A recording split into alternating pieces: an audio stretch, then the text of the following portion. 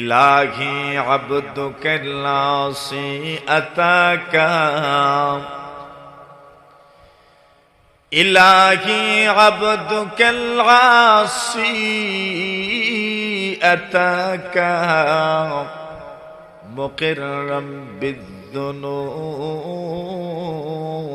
ওয়া ক্বাদ দাআকা ফাইন তাগফির فأنت لذاك أهل وإن تطرد فمن يرحم سواك আল্লাহর বান্দা বলছেন আল্লাহ যদি আমাদেরকে তার দুয়ার থেকে ফিরিয়ে দেন তো আল্লাহ ছাড়া আর মাফ করবে কেডা? আসেনি কি মাতুন না আর কেউ আসেননি রে? ও আর তো কেউ নাই। ওই আল্লাহর বান্দা বলে যদি আপনি আমাদেরকে আপনার দুয়ার থেকে ফিরিয়ে দেন তো মাফ করবে কে? আর তো মাফ করার মতো কেউ নাই। আল্লাহর সামনে যখন কেউ এই কথাটা বলে আল্লাহ বলেন যাও আমি সকলকে সাক্ষী রাখলাম তোমার জীবনের সমূহ গুনাহ আমি আল্লাহ মাফ করে দিলাম। তাহলে বোঝা গেল আজকের এই মজলিসে বসার কারণে আল্লাহ তাআলা গুনাহ মাফ করবেন। এখন একদল ফেরেশতারা কইবা আল্লাহ আপনি যে সব রে মাফ করতেছেন, এই জায়গায় কিছু মানুষ তো আইছে ওয়াজ হুনার নিয়তে, আর কিছু আইছে এমনি ঘুরাইতো মাতুন না আপনারা আসেনি না নাই? কিছু আইছে সিন্নি খাওয়ার নিয়তে, আর কিছু আছে ওয়াজ শোনার নিয়তে।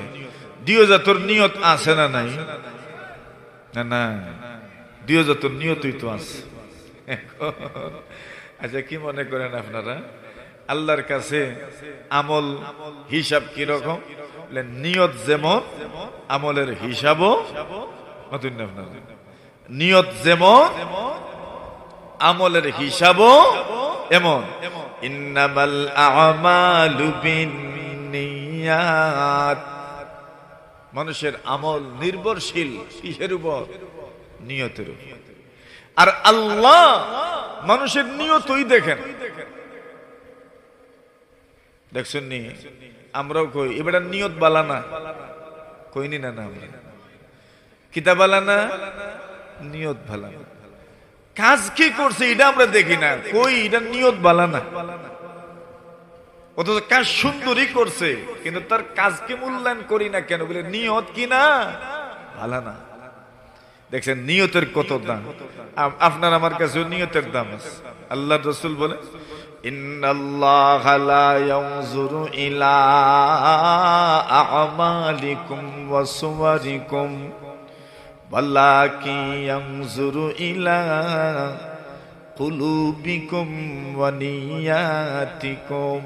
রাসূল বলেন, আল্লাহর হাবিব বিশ্বনবী মুহাম্মদুর রাসূলুল্লাহ সাল্লাল্লাহু আলাইহি ওয়াসাল্লাম বলেন, আল্লাহ তাআলা মানুষের আমলের দিকে তাকান না, আল্লাহ পাক মানুষের সুরতের দিকে তাকান না, আল্লাহ মানুষের সুন্দর আকার আকৃতিও দেখেন না।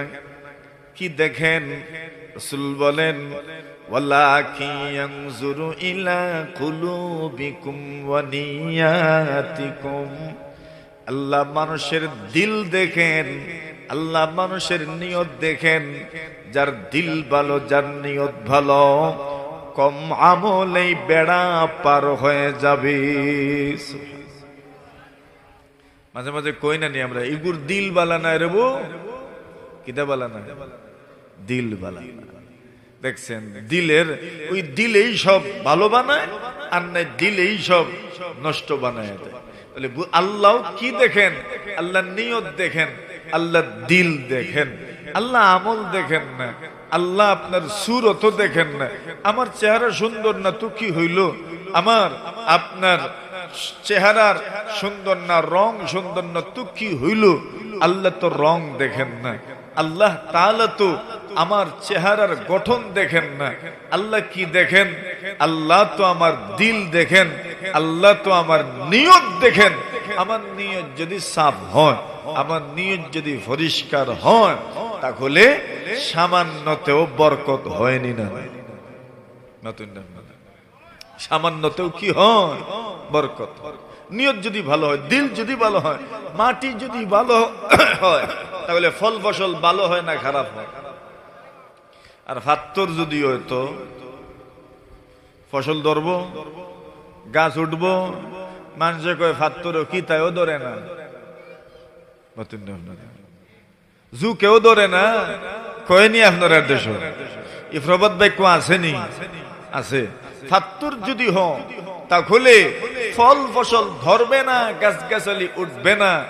মাটি হও, রং বেরঙ্গের ফল ফসল গাছ গাছালি আল্লাহ উৎপাদিত করে দিবেন, ঠিক না ঠিক? দেখেন মাটি আর পাথর কত বেশ কম, কিন্তু মাটির ফায়দা বেশি, মাটির উপকার বেশি। এজন্য আল্লাহর রাসূল বলছেন তুমি মাটি হয়ে যাও, মাটি হয়ে যাও, মাটি হয়ে দেখো, দেখবা তোমার থেকেই আল্লাহ কত রঙের গুণ আল্লাহ ফুটাবেন। পাথর যদি হয়ে যাও তাহলে ফুল ফুটবে না, ফুল কি হবে না, ফুটবে না। মাটি হও, দিল নরম বানাও, দিল নরম বানাও, দিল থেকে তৈরি করে নাও, দিল থেকে পরিষ্কার করে নাও, রং বেরঙ্গের ফুল আল্লাহ তাআলা ফুটাবেন। এজন্য দিল নরম করা দরকার, দিল ভালো করা দরকার। রাজি আছেন নি বল ইনশাআল্লাহ? জোরে কোন হাত তুলেন। দিল ভালো হইতো, কিতা ভালো হইতো? দিল যদি ভালো হয় সব ভালো, ফুল ফুটবে। মাটি হয়ে যান, ফুল ফুটবে, মাটি হবেন না, পাথর থাকবেন, ফুল ফুটবে। দেখছেন নি জমিনে দান হলে ফাত্তরও না মাটি? তোমরা কি দইতাম ফাত্তর না মাটি? জোরে কোন কি দইতাম? মাটি। কিন্তু আমরা ওইছি গীতা, একমত নেই আপনারা? কি তো হইছি আমরা? আপনারা কষ্ট হইতেছে, আমার কথা বুঝেন তো আপনারা? আমরা ওইছি গীতা, মাটি না পাথর?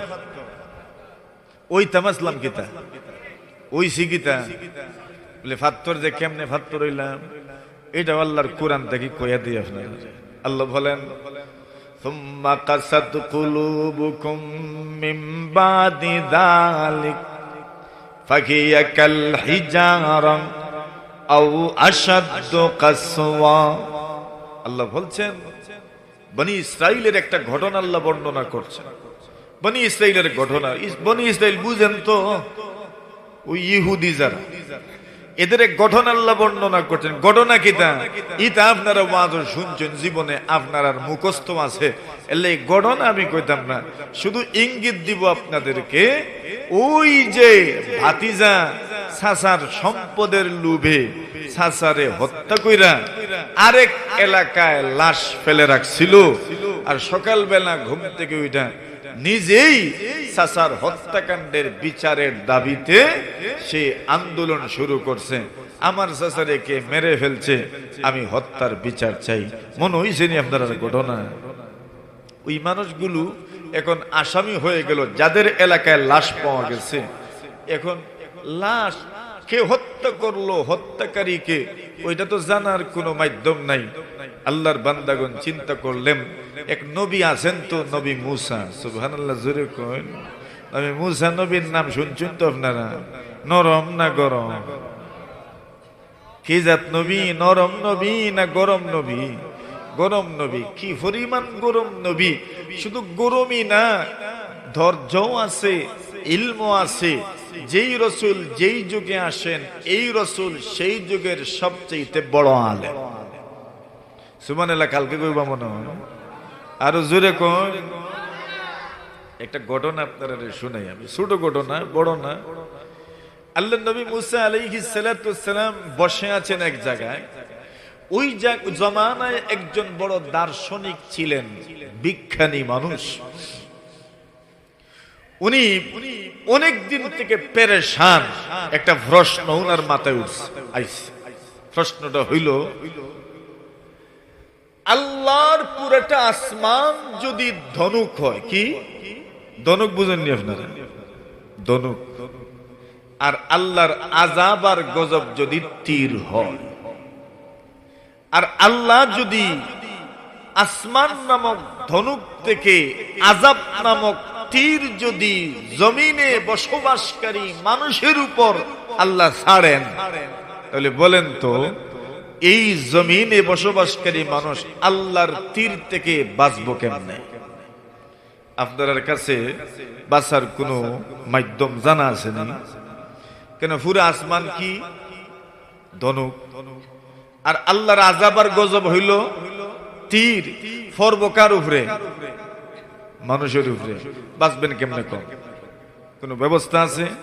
বলে পাহাড়ে গিয়া, বলে পাহাড়ে তো কার নিচে? আসমানের নিচে। পুরা আসমান হইতো ধনুক। আল্লাহর বান্দা এরিস্টটল দীর্ঘদিন থেকে পেরেশান, জবাব খুঁজি পান না।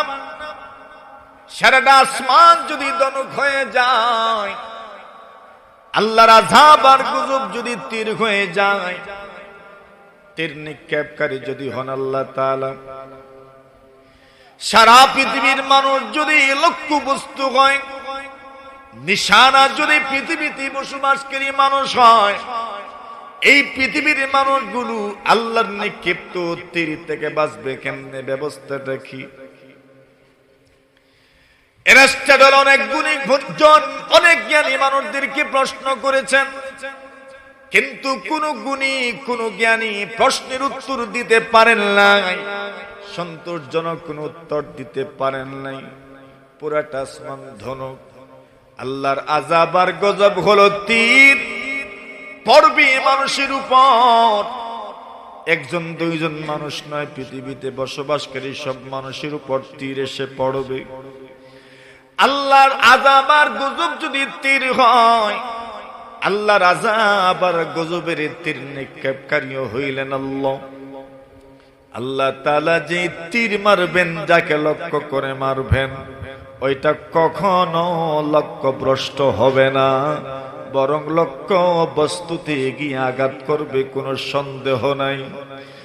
আল্লাহর বান্দা এরিস্টটল প্রশ্ন করেন, অনেক গুণী জ্ঞানী মানুষকে প্রশ্ন করেছেন, কিন্তু কেউ উত্তর দিতে পারলেন না। অবশেষে মুসা কালিমুল্লাহ আলাইহিস সালাতু ওয়াস সালামের সঙ্গে ওনার মোলাকাত। আল্লাহর নবী মুসা কালিমুল্লাহ আলাইহিস সালাতু ওয়াস সালামকে যখন দেখলেন, আল্লাহ তাআলা তার নবীদের চেহারার মধ্যে এত সুন্দর নূরের ঝলক রেখেছেন। আল্লাহ পাক তার নবীদের চেহারা শুধু নবীদের নয়, ওলিদেরও, গোসপের ওলি আব্দাল যারা আছেন, এদের চেহারার মধ্যে এক ধরনের সৌন্দর্যতা আছে, এক ধরনের নূরানিয়তের চাপ আছে, যা অন্যদের চেহারায় পাওয়া যায় না। আল্লাহর হাবিব বিশ্ব নবী মুহাম্মদুর রাসূলুল্লাহ সাল্লাল্লাহু আলাইহি ওয়াসাল্লাম বলেন, মান কাসুরাত সালাতুহু বিল-লাইল হাসানা ওয়াজহুহু বিন-নাহার। আল্লাহর হাবিবের উম্মত, কোন মানুষ যদি রাত্রি বেলা বেশি বেশি নামাজ পড়ে, কোন মানুষ যদি রাত্রি বেলা তাহাজ্জুদের নামাজ বেশি পড়ে, এই যে রমজানের মাস গেল, রাত্রি বেলা 20 রাকাত তারাবির নামাজ আদায় করেছেন, ভাগ্যবান যারা চিনেন, তাহাজ্জুদের নামাজও পড়েছেন, ঠিক না? ভাগ্যবান যারা চেনেন, সেহরির সময় জাগ্রত হয়ে তাহাজ্জুদের নামাজও আদায় করেছেন।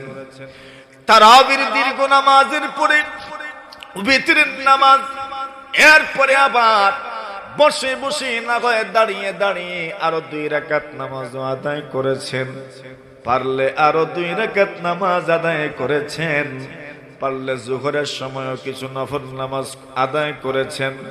আল্লাহর হাবিব বলেন, মান কাসুরাত সালাতুহু বিল-লাইল, কোন মানুষ যদি রাত্রি বেলা বেশি বেশি নামাজ পড়ে, আল্লাহর হাবিব বলেন, হাসুনা ওয়াজহুহু বিন-নাহার। এরে উম্মতের উম্মত, দিনের বেলা মহান আল্লাহ তোমার চেহারা সুন্দর করে দিবেন। রাত্রের নামাজে দিনে চেহারা সুন্দর হয়। সুবহানাল্লাহ, জোরে কও। এটা আমলের সৌন্দর্য, আমলের নূর। তো আল্লাহ তাআলা তার প্রিয় বান্দাবান্দীদের চেহারার মধ্যে যে নূর রেখেছেন, ওই নূর যে কেউ অনুভব করতে পারে না, অনুমান করতে পারে না, এমন নূর কিছু কিছু মানুষের চেহারার মধ্যে আছে না নাই? কিছু কিছু মানুষের চেহারার মধ্যে আছে, আমলওয়ালা মানুষের চেহারার মধ্যে আছে। আল্লাহর নবী মুসা কালিমুল্লাহ আলাইহিস সালাতু ওয়াস সালাম একজন পয়গম্বর, একজন নবী, এত সুন্দর চেহারা। আমার নবী, আপনার নবী, আখিরি জামানার পয়গম্বর, যাকে বিশ্ব নবী বলা হয়, নবিউল আম্বিয়া বলা হয়, নবীদের নবী বলা হয়, নবিকুল শিরোমণি বলা হয়, নবীদের সর্দার বলা হয়।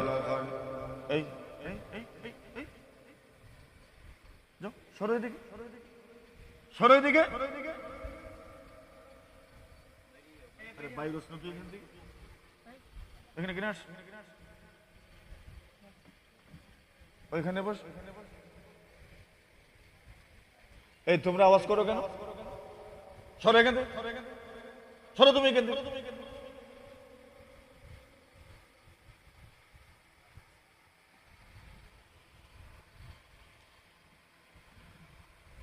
জনাবে রাসূলুল্লাহ সাল্লাল্লাহু আলাইহি ওয়াসাল্লাম বলেন,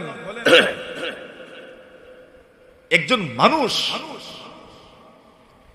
কত সুন্দর হতে পারে। সুবহানাল্লাহ।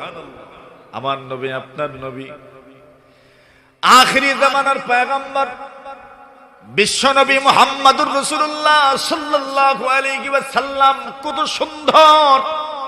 চেহারার দিকে তাকাইবা, বুঝে আসবে উনি যে রাসূল। চেহারা দেখবা কত সুন্দর চেহারা। উলামায়ে কেরাম লিখেন, আল্লাহর রাসূল মুহাম্মদুর রাসূলুল্লাহ সাল্লাল্লাহু আলাইহি ওয়াসাল্লামের চেহারা দেখেও হাজার হাজার মানুষ মুসলমান হয়ে গেছে। জোরে বলেন, জোরে বলেন। শুধু চেহারার সৌন্দর্য দেখে মানুষ মুসলমান হয়ে গেছে।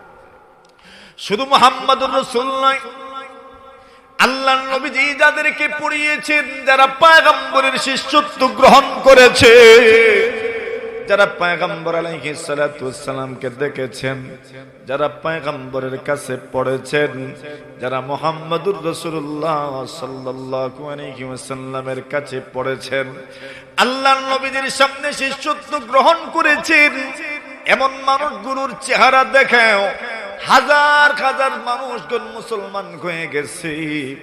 ভারতবর্ষের ইতিহাসে লেখা হয়, আল্লাহর নবীর সাহাবায়ে কেরাম যখন হিন্দুস্তানে এসেছেন, নবীর সাহাবীদের চেহারা দেখে হিন্দুস্তানের হাজার হাজার মানুষ মুসলমান হয়ে গেছেন, শুধু চেহারা দেখে। আল্লাহর নবীর সাহাবী আব্দুল্লাহ ইবনে সালাম রাদিয়াল্লাহু তাআলা আনহু বলেন, মুহাম্মদুর রাসূলুল্লাহ সর্বপ্রথম যখন মক্কা থেকে হিজরত করে মদিনা প্রবেশ করলেন, আব্দুল্লাহ ইবনে সালাম বলেন, মদিনার মানুষ মাত্র কয়েকজন মানুষ আল্লাহর রাসূলকে মক্কার জমিনে গিয়ে দাওয়াত করে এসেছেন। জোরে জোরে বলেন সুবহানাল্লাহ। মাত্র 75 জন নারী ও পুরুষ, 73 জন পুরুষ, 2 জন নারী আল্লাহর পয়গম্বর আলাইহিস সালাতু ওয়াস সালামকে মক্কার ভূখণ্ডে গিয়ে হজের মৌসুমে হজ করার জন্য গেলেন, আর গিয়ে দাওয়াত করলেন, আল্লাহর নবী গো, আপনি তো আমাদেরকে মুসলমান বানিয়েছেন, আমরা মক্কার মানুষ নই, মদিনার মানুষ। মক্কার মানুষগুলো তো আপনার কথাও মানছে না, আপনাকে বরং কষ্ট দিচ্ছি। আমরা মদিনার মানুষজন আপনার কাছে দাওয়াত পেশ করছি, আপনি চলুন, আপনাকে আমরা সকলেই অভ্যর্থনা জানাবো, আপনাকে দাওয়াত করছি। সুবহানাল্লাহ। আল্লাহর নবীর সাহাবায়ে কেরাম বলছেন, কি বলছো ভালো করে বুঝে শুনে বলো, তোমরা কি রাসূলের নিরাপত্তা দিতে পারবা? আমরা তো কুরাইশ গোত্র আছি, কিন্তু তোমাদের এখানে তো রাসূলের গোত্রও নাই, তোমরা নবীর নিরাপত্তা কেমনে দিবা? মাত্র ৭৫ জন মানুষ ভরসা করে, আল্লাহর উপর ভরসা করে। মুমিনের ভরসা কার উপর? জোরে জোরে জোরে জোরে বলে, কার উপর? খলিলপুরওয়ালা আমার বাবারা, বন্ধুরা শোনো, কোন মানুষ আল্লাহর উপর ভরসা করে জীবনেও ঠকে নাই, ঠিক কিনা? না ঠকছে কে? কেমনে ঠকবো? আল্লাহ নিজেই বলে, وَمَن يَتَوَكَّلْ عَلَى اللَّهِ فَهُوَ حَسْبُهُ। আল্লাহ বলেন, কোন মানুষ যদি আল্লাহর উপর ভরসা করে নেয়, তুমি যুবক হও, যুবতী হও, তুমি বৃদ্ধ হও, বৃদ্ধা হও, তুমি যে কোনো সেক্টরের মানুষ হও, তুমি যে কোনো লাইনের মানুষ হও, তুমি আলেম হও আর সাধারণ মানুষ হও, তুমি কৃষক হও আর তুমি একজন ব্যবসায়ী হও, তুমি ফকির হও, মিসকিন হও, তুমি তোমার রবের উপর ভরসা করে দেখো, আজ পর্যন্ত রবের উপর ভরসা করে কোনো মানুষ ঠকে নাই, ঠিক কিনা? আল্লাহ নিজেই জানায় দিয়েছেন, ওয়া মান তাওয়াক্কাল আলাল্লাহি ফাহুয়া হাসবুহ। কোন মানুষ যদি আল্লাহর উপর ভরসা করে নেয়, আল্লাহ তাআলাই তার জন্য যথেষ্ট। এরপরে আল্লাহ অন্য জায়গায় বলেন, শুধু আমি তোমার জন্য যথেষ্ট যে এমন নয়, আমি আল্লাহ তোমাকে আমার মহব্বতের বান্দা বান্দি বানায়া নিব। সুবহানাল্লাহ। ইন্নাল্লাহা ইউহিব্বুল মুতাওয়াক্কিলিন। আল্লাহ বলেন, যারা আল্লাহর উপর ভরসা করে ওই মানুষগুলোকে কে ভালোবাসেন? জোরে বলেন, জোরে জোরে বলেন, জোরে বলেন। আহা, এই দুনিয়াতে কেউ যদি আমার উপর ভরসা করে আমি বিরক্ত হই, দেখো তার সবকিছু আমাকে করতে হয়, ঠিক না? কিন্তু আল্লাহ বলেন, যে আমার উপর ভরসা করে আমি তাকে মহব্বত করি, আমি তাকে ভালোবাসি। আল্লাহর উপর ভরসা, কেউ টকে নাই, কেউ টকে নাই। আমার ভাইরা, যে কথা বলছিলাম, আল্লাহর নবীর সাহাবীগণ নবীজিকে সম্বোধন করে বলেন, ইয়া রাসূলুল্লাহ, ইয়া হাবিবাল্লাহ, ওগো নবীজি, আপনাকে আমরা দাওয়াত করছি, চলেন মদিনায়, মদিনাতুল মুনাওয়ারায় চলেন। আল্লাহর নবীজির সাহাবায়ে কেরাম গোষ্ঠীর মানুষগুলো বলেন, তোমরা যে রাসূলকে মদিনায় দাওয়াত দিচ্ছ, তোমরা কি পারবা রাসূলকে তোমরা নিরাপত্তা দিতে? আল্লাহর নবীর সাহাবীগণ বলেন, আল্লাহর উপর ভরসা, আমরা রাসূলের নিরাপত্তা নিশ্চিত করলাম। জোরে বলেন সুবহানাল্লাহ। আল্লাহর পয়গম্বর আলাইহিস সালাতু ওয়াস সালাম মদিনাতুল মুনাওয়ারার মেহমান হয়ে গেলেন। আল্লাহর রাসূল যখন সর্বপ্রথম মদিনা প্রবেশ করলেন, আব্দুল্লাহ ইবনে সালাম বলেন, আমি তাওরাতের আলিম, তাওরাত পড়েছি, জাবুর পড়েছি, ইনজিল পড়েছি, আসমানি যত কিতাব আছে আসমানি কিতাবগুলো আমি পড়েছি, আসমানি কিতাবগুলো আমি পড়েছি, আল্লাহ যে কিতাবগুলো নাজিল করেছেন সেই কিতাবগুলো আমি পড়েছি। আসমানি কিতাবের মধ্যে কি আছে তা আমার জানা আছে, তাওরাতের মধ্যে কি আছে তাও জানা আছে, ইনজিলের মধ্যে কি আছে তাও জানা আছে, জাবুরের মধ্যে কি আছে তাও জানা আছে। ওই কিতাবগুলোর মধ্যে কি আছে, অনেকগুলো যা আছে, সেই কথাগুলোর মধ্য থেকে একটা কথা আমাদেরও জানা আছে। কোন নবী এমন ছিলেন না যে নবী রাসূল মুহাম্মদুর রাসূল সাল্লাল্লাহু আলাইহি ওয়াসাল্লামের ব্যাপারে সুসংবাদ দিয়ে যান নাই। সমস্ত নবী রাসূলগণ উম্মতদেরকে সুসংবাদ দিয়ে গেছেন, আখিরের জামানায় একজন নবী দুনিয়াতে আসবেন, তোমরা যদি পেয়ে যাও ওই নবীজির উপর তোমরা সবাই মিলে ঈমান আনয়ন করবা। সুবহানাল্লাহ। ওই কথাটা সব নবীদের কিতাবের মধ্যে আছে। আব্দুল্লাহ ইবনে সালাম বলেন, মুহাম্মদ মক্কা থেকে আসছেন, নবী উনি, এই কথাটা যখন আমি জানতে পারলাম, মদিনা আসছেন আমার শহরে, আমার এলাকায়। আব্দুল্লাহ ইবনে সালাম বলেন, আমি লক্ষ্য করে দেখি চতুর্দিক থেকে লোকজন আল্লাহর হাবিব বিশ্বনবী মুহাম্মদুর রাসূলুল্লাহ সাল্লাল্লাহু আলাইহি ওয়াসাল্লামকে দেখার জন্য ভিড় জমাচ্ছে। জোরে বলেন সুবহানাল্লাহ। আল্লাহর কোন বড় বলি যদি আসেন, সেই বড় বলিকে দেখার জন্যই আমরা ভিড় জমাই। আজকে আমিরে আঞ্জুমানে হেফাজতে ইসলাম আসবেন, বরুণার মুফতি সাহেব আসবেন, আমরা সকলেই দেখার জন্য এখানে জমায়েত হয়েছে, ঠিক না বেঠিক? আলহামদুলিল্লাহ জোরে বলেন, জোরে বলেন আলহামদুলিল্লাহ। উনি আসবেন, গুরুত্বপূর্ণ নসিহত করবেন, কথা বলবেন, নুরানি চেহারা দেখবেন। আল্লাহর বান্দা আসবেন, চিন্তা করে দেখেন নবীর একজন উম্মত যদি এমন হয়, নবীজি কেমন ছিলেন? আব্দুল্লাহ ইবনে সালাম বলেন, আমি যখন আসলাম নবীজিকে দেখার জন্য, নবীজি কুবায় এসেছেন, আল্লাহর পয়গম্বর বনু নাজ্জারের ওই খানদানে উঠবেন। বনু নাজ্জার পয়গম্বর আলাইহিস সালাতু ওয়াস সালামের মামার বংশ বা দাদার বংশ, নানার বংশ, মানে আব্দুল মুত্তালিবের নানা। রাসূল তো আব্দুল মুত্তালিবের নাতি, এই জন্য বলা হয়েছে আব্দুল মুত্তালিবের নানার খানদান বনু নাজ্জারের ওই গোত্রে উঠবেন। আল্লাহু আকবার। আব্দুল্লাহ ইবনে সালাম বলেন, মুহাম্মদ এসেছেন, পুরা মদিনার মধ্যে একটা শোরগোল শুরু হয়েছে। পুরা মদিনাতুল মুনাওয়ারায় এক ধরনের উৎসব মুখর পরিস্থিতি, এক ধরনের আবেগ। মুহাম্মদুর রাসূলুল্লাহ আসছেন, মুহাম্মদ আসছেন, পুরা মদিনার মধ্যে সাজ সাজ রব। জোরে বলেন সুবহানাল্লাহ। যারা মুসলমান তারা তো আনন্দিত, যারা মুসলমান নন, ইহুদি সম্প্রদায়, তারাও আনন্দিত, মুহাম্মদ আসছেন। যারা খ্রিস্টান তারাও আনন্দিত, মুহাম্মদ এসেছেন। আল্লাহর পয়গম্বর আলাইহিস সালাতু ওয়াস সালাম মদিনার জমিনে পাড়া দিবেন। কি মনে হয় আল্লাহর জমিন মদিনা বরকতময় হবে যে কোনো সন্দেহ নাই, ঠিক কিনা? জোরে বলেন। আল্লাহর ওলিরা যেখানেই পাড়া দেন, আল্লাহর ওলিদের কদম যেখানে পড়ে, আল্লাহর পয়গম্বরদের কদম যেখানে পড়ে, সেই জায়গা বরকতময় হয়ে যায়, সেই জায়গা নূরে নূরান্বিত হয়ে যায়।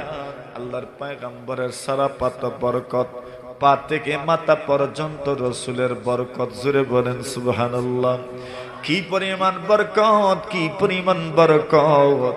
আল্লাহ রাসূল সাল্লাল্লাহু আলাইহি ওয়াসাল্লাম একদিন একটা গ্লাসের মধ্যে, জগের মধ্যে, মগের মধ্যে, একটা পাত্রের মধ্যে পয়গম্বর আলাইহিস সালাতু ওয়াস সালাম এমন ভাবে হাত রাখলেন, সুবহানাল্লাহ। হাত রাখতে দেরি নবীজির আঙ্গুল থেকে টেপের মতো পানি বের হতে শুরু হয়েছে। আর জোরে কর, বুঝেন নাই মনে হয়? আঙ্গুল থেকে পানি বাহির হয়েছে নি কোনোদিন? আপনার ফুস বাহির হয় না, রক্ত বাহির হয়? নবীজির আঙ্গুল থেকে ফুয়ারার মতো, নবীজির আঙ্গুল থেকে টেপের মতো পানি বের হইতেছে। আরো জোরে, আরো জোরে, আরো জোরে, আরো জোরে, আরো জোরে। এত বরকত।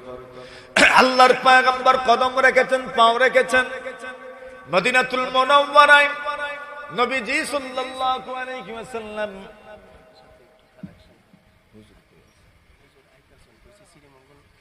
আল্লাহর পয়গম্বর আলাইহিস সালাতু ওয়াস সালাম সারাপা বরকত, পা থেকে মাথা পর্যন্ত পয়গম্বর আলাইহিস সালাতু ওয়াস সালামের বরকত। শুনেন মনোযোগ দিয়ে, নবীজি যখন মদিনাতুল মুনাওয়ারা প্রবেশ করলেন, আব্দুল্লাহ ইবনে সালাম বলেন, আমি তাকা দেখি পুরা মদিনা যেন রাসূলকে দেখার জন্য জমায়েত হয়ে গেছে। সুবহানাল্লাহ। আব্দুল্লাহ ইবনে সালাম বলেন, আমিও মুহাম্মদুর রাসূলকে দেখার জন্য জমায়েত হইলাম, কিন্তু আমি রাসূলকে চিনি না, জানি না, রাসূলকে তো কোনোদিন দেখি নাই। আল্লাহ রাসূলকে চিনব কেমনে? কোনোদিন তো দেখি নাই, ইতিপূর্বে দেখা হয় নাই, সাক্ষাৎ হয় নাই। আল্লাহ রাসূল সাল্লাল্লাহু আলাইহি ওয়াসাল্লাম বক্তব্য দিচ্ছেন, সুবহানাল্লাহ, মানে বয়ান দিচ্ছেন। মদিনায় প্রথম ঢুকেছেন, মদিনার মানুষদেরকে উদ্দেশ্য করে বয়ান দিচ্ছেন, বক্তব্য দিচ্ছেন। আব্দুল্লাহ ইবনে সালাম বলেন, যেই মাত্র ওনার চেহারার মধ্যে আমার চোখটা গিয়ে পড়লো, আব্দুল্লাহ ইবনে সালাম বলেন, ওনার চেহারা থেকে একটা সেকেন্ডের জন্য আমি আর চোখ সরাই নাই। সুবহানাল্লাহ। মানে আমি ওনার চেহারার মধ্যে যখন চোখ ফেলেছি, চোখ ফেলা মাত্রই আমার অন্তর সাক্ষী দিতে লাগলো, ইনি মুহাম্মাদুর রাসূল। আল্লাহর বান্দা বলেন, চেহারাটা যখন দেখতে পেরেছি, আমার কাছে মনে হয়েছে ওই চেহারা কোনো মিথ্যাবাদীর চেহারা হতে পারে না। সুবহানাল্লাহ। চেহারার মধ্যে যে নূরানিয়ত আমি দেখেছি, চেহারার মধ্যে যে কাশিশ দেখেছি, যে সৌন্দর্যতা, যে লাবণ্যতা যে আমি দেখেছি, যে সবুরতা আমি দেখেছি, ওই চেহারার উজ্জ্বলতাই বুঝতে পেরেছি এত সুন্দর চেহারা কোনো মিথ্যাবাদীর চেহারা হতে পারে না, সত্যিই উনি রাসূলুল্লাহ। সুবহানাল্লাহ। মানে চেহারার মধ্যে একটা ভাব আছে। এরিস্টটল বলেন, আমি মুসা নবীকে দেখলাম, উনি যে নবী তাও জানি না, রাসূল যে তাও তো জানি না, কিন্তু চেহারার মধ্যে সভ্যতার ছাপ, চেহারার মধ্যে অভিজাত্যের চাপ, চেহারার মধ্যে সৌন্দর্যতা আছে, শুভ্রতা আছে, অভিজাত্যের চাপ আছে। চেহারার দিকে তাকালেই মনে হয় একজন গুণী জ্ঞানী মানুষ, চেহারার দিকে তাকালেই মনে হয় একজন সম্ভ্রান্ত মানুষ। ওনার চেহারার দিকে যখন তাকাইলাম, চেহারার দিকে তাকানো মাত্রই মনে হইল এই মানুষ বড় জ্ঞানী মানুষ, বড় গুণী মানুষ। এই জন্য ওনাকে প্রশ্ন করলাম, ও আল্লাহর বান্দা, আপনার সাথে আমার কিছু কথা আছে, আপনি যদি আমাকে একটু সময় দেন তবে বড়ই ভালো হয়। নবী মুসা বলেন, ঠিক আছে, বলেন কি বলতে চান, কি জানতে চান? উনি বলেন, আমি আপনাকে চিনি না, জানি না, কিন্তু আপনার চেহারার দিকে যখন লক্ষ্য করেছি, আপনার চেহারার দিকে তাকানোর পরে মনে হয়েছে ওই চেহারা একজন জ্ঞানী মানুষের চেহারা, গুণী মানুষের চেহারা। এই জন্য আপনার কাছে প্রশ্ন করতে চাই, এমন একটা প্রশ্ন রাখতে চাই, যেই প্রশ্ন ইতিমধ্যে আমি অনেক মানুষকে করেছি, কিন্তু কেউ উত্তর দিতে পারে নাই, সন্তোষজনক উত্তর আমাকে কেউ দিতে পারে নাই। আমার বিশ্বাস আপনি আমার প্রশ্নের উত্তর দিতে পারবেন। সুবহানাল্লাহ। চেহারা দিকেই বুঝছেন, আমার বিশ্বাস আপনি আমার প্রশ্নের উত্তর দিতে পারবেন। আমি আশাবাদী আপনি আমার প্রশ্নের উত্তর দিবেন। নবী মুসা বলেন, আচ্ছা, আপনি যখন আশা করেছেন আমি আপনার প্রশ্নের উত্তর দিব, আগে প্রশ্নটা করেন, শুনি, দেখা যাক উত্তর দেওয়া যায় কিনা। সুবহানাল্লাহ বলেন। আল্লাহর নবী মুসা কালিমুল্লাহ আলাইহিস সালাতু ওয়াস সালাম বলেন, আপনার প্রশ্ন রাখতে পারেন, কি প্রশ্ন করতে চান করুন, দেখা যাক উত্তর দেয়া যায় কিনা। আল্লাহর বান্দা মুসা কালিমুল্লাহ আলাইহিস সালাতু ওয়াস সালাম যখন বলেছেন আপনার প্রশ্ন উপস্থাপন করেন, উনি ওই প্রশ্নটাই করলেন। ধরে নেন আল্লাহর পুরোটা আসমান হলো ধনুকের মতো, আল্লাহর আযাব আর গজব হইল তীরের মতো। তীরটা মারবেন আল্লাহ, পড়বে মানুষের উপর। মনে আসেনি? হ্যাঁ, প্রশ্ন মনে আছে? আল্লাহ তাআলার পুরোটা আসমান ধনুকের মতো, আল্লাহর আযাব আর গজব হইল তীরের মতো। আল্লাহ তাআলা তীর মারবেন, পড়বে মানুষের উপর।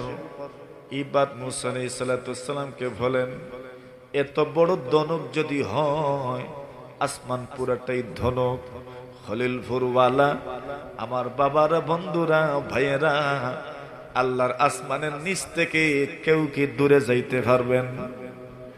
বলেন, যাইবনি? যাওয়া হরিয়া দেখাইতে পারবানি? পারবেননি? আল্লাহ বলেন, আল্লাহ বলেন মানুষকে প্রশ্ন করে দেখো, আল্লাহ তাআলা সব আসমানের মালিক, জমিনের মালিক আল্লাহ। তোমার যদি ক্ষমতা থাকে আল্লাহর আসমানের নিচের থেকে চলে গিয়ে দেখাও, পারবা?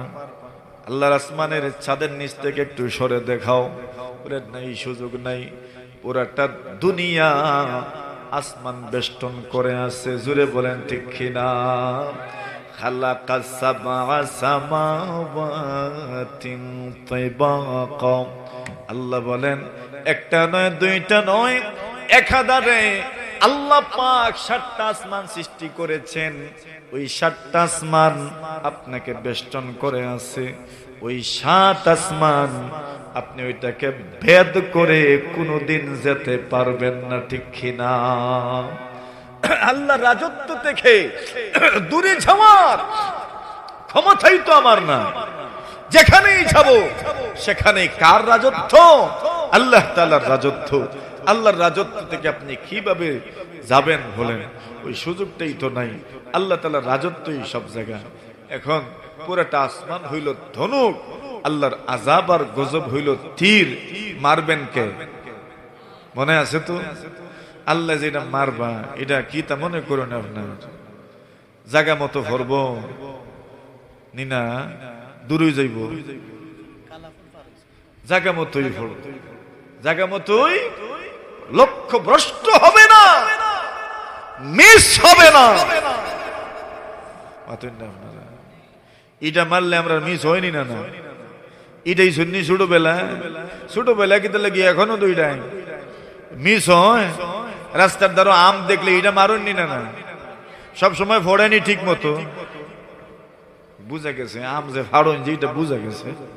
এখন কারু কাছে আম যদি কেউ পায় না, তোর কেউ কোন লাগতো না কেরা কেরা এটাই শুন বলে খলিলপুর মাদ্রাসার ওয়াজ যারা আসলা সবই এটাই শুন। মাতুন আপনারা সবে তো কইছেন এটাই শুন। এখন আল্লাহর বান্দা মুসা কালিমুল্লাহ আলাইহিস সালাতু ওয়াস সালাম বলেন, আল্লাহর আযাব আর গজব তীর, আল্লাহ তাআলার আসমান ধনুক তীর মারবেন আল্লাহ, পড়বে মানুষের উপর। প্রশ্নটা আপনার কাছে বড় কঠিন মনে হয়। মুসা নবী বলেন, এই প্রশ্নের চাইতে সহজ কোনো প্রশ্ন আর মনে হয় না। সুবহানাল্লাহ। জোরে জোরে বলেন, জোরে বলেন, জোরে বলেন। আপনি বলছেন এত কঠিন প্রশ্ন, উনি বলেন এই প্রশ্নের চাইতে সহজ কোন প্রশ্ন আছে বলে তো আমার মনে হয় না। এই প্রশ্নের উত্তর একদম সহজ। বলে কেমনে সহজ? আল্লাহর নবী মুসা কালিমুল্লাহ আলাইহিস সালাতু ওয়াস সালাম বলেন, তীর যদি কেউ মারতে চায়, ধনুক থেকে যদি কেউ তীর মারে, তবে ধনুক থেকে তীর সুতা যে আছে টানানি লাগেনি না? না, মতন না। যত বেশি টানাইবেন তত কাছে পড়বো, মতন না? না দূরে দূরে। আল্লাহর নবী মুসা বলেন, তীর মারবেন তো আল্লাহ।